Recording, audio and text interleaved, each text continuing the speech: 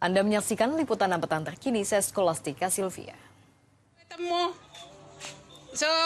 Gempa bumi bermagnitudo 5,7 di timur laut Banyuwangi mengakibatkan puluhan bangunan porak-poranda di Situbondo, Jawa Timur. Warga dibantu petugas berupaya membersihkan puing-puing akibat guncangan gempa. Sebelumnya guncangan gempa sempat membuat warga panik. Tidak ada laporan korban jiwa maupun luka akibat bencana tersebut. Hingga Jumat pagi, Badan Penanggulangan Bencana Daerah Situbondo mencatat 64 rumah warga yang tersebar di 4 desa rusak ringan hingga berat. Sudah 2 bulan belakangan, stok beras premium dan medium di wilayah Kabupaten Jombang, Jawa Timur menurun hingga 80%.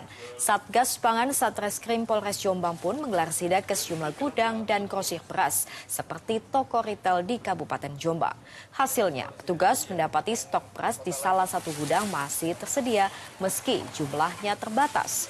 Jika biasanya gudang bisa menyetok 10 ton beras dalam sepekan, kini hanya 2 ton saja. Petugas pun terus melakukan pemantauan supaya jangan sampai terjadi kelangkaan dan lonjakan harga beras. Usai kunjungan kerja ke Kanada, Presiden Prabowo Subianto melanjutkan lawatannya ke Belanda. Presiden Prabowo tiba di Bandara Internasional Schiphol, Amsterdam, Belanda pada pukul 9:45 waktu setempat. Kedatangan Presiden Prabowo disambut dengan jajaran kehormatan oleh pasukan dari Kerajaan Belanda. Rencananya Prabowo akan bertemu dengan Raja Belanda Willem Alexander untuk membahas sejumlah kerjasama antar Indonesia dan Belanda. Pertemuan itu juga diharapkan dapat semakin mempererat hubungan bilateral kedua negara. Dan Bapak langsung. Mantan Presiden Prancis Nicolas Sarkozy divonis 5 tahun penjara.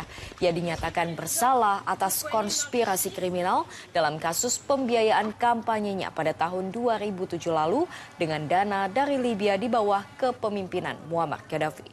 Sarkozy juga didakwa kejahatan lain termasuk korupsi pasif dan pendanaan kampanye ilegal. Namun hakim membebaskannya dari dakwaan ini. Meski Sarkozy mengajukan banding, Hakim Pengadilan Paris telah memutuskan bahwa pria usia 70 tahun itu dipenjara dengan masa penahanan yang akan ditentukan kemudian. Dan demikian informasi di liputan petang terkini. Saya Skolastika Silvia. Sampai jumpa. Salam SCTV.